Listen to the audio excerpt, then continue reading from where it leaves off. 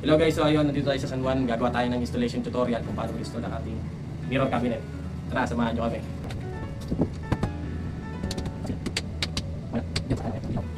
So ayun guys, ganun. Sasampan nyo muna yung cabinet. I-level nyo. Dapat naka-ready na yung apat na butas nyo. Ayan, ano ko papakita sa inyo. Ayan, so dapat mayroon na kayong abang na butas. Ayan. So ngayon, pag nakaganyan na, tapos naka-level, ready ang barena. Mamarkahan nyo lang, hindi nyo muna tutuluyang butasan.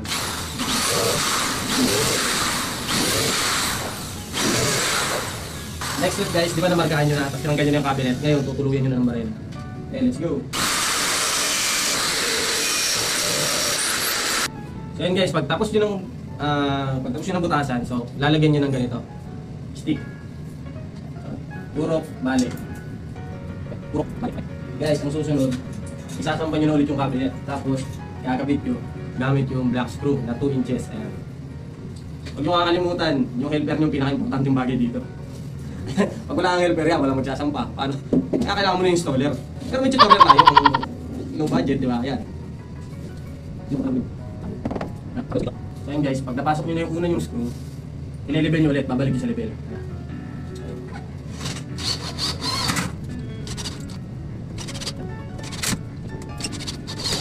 So guys, kailangan nyo ng ganito ha.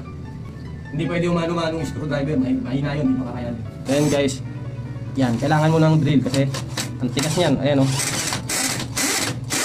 Ayan, tapos lagyan nyo yung screw ng ganyan, screw cap. Ayan, screw cap. Lalagyan nyo ito dun sa screw. Ayan guys, so eto, dyan tinatawag na screw cap. Lalagyan dyan, free lang to kapag kapag kami nag-install yan, dinidil lang siyang ganyan.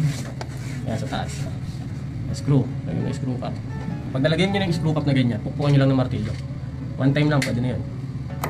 Ayan, okay.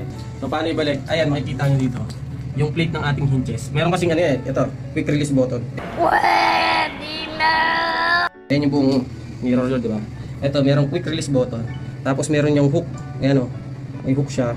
Yung hook na yan, dapat ipasok nyo dito. Ito, yung guide na yan.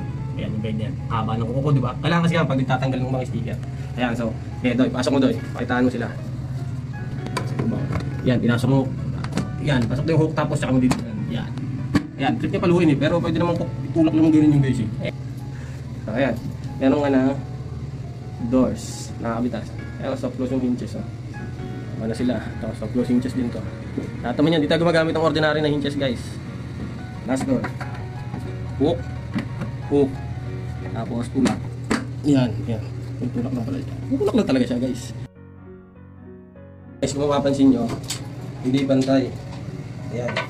Tapos dito yan, di pantay. So, ang gagawin dyan, kailangan mo ng eto, adjust mo lang etong screw na to. So, counterclockwise para umatras yung pinto. Yan, yan.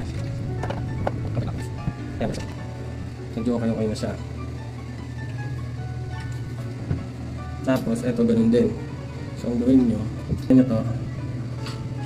Ito. Para yung pinto, gumanon siya. Ayan. Ayan guys, okay na siya. Punas-punas na lang yan guys. Tapos tapos na kami.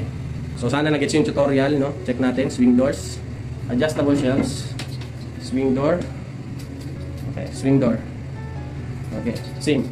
Adjustable lang shelves. Ayan. So lilipat ko lang naman ito. Itong mga peg shelves, lilipat yan sa mga butas. So check natin kung soft close ang hinges. Alright. Get yours now.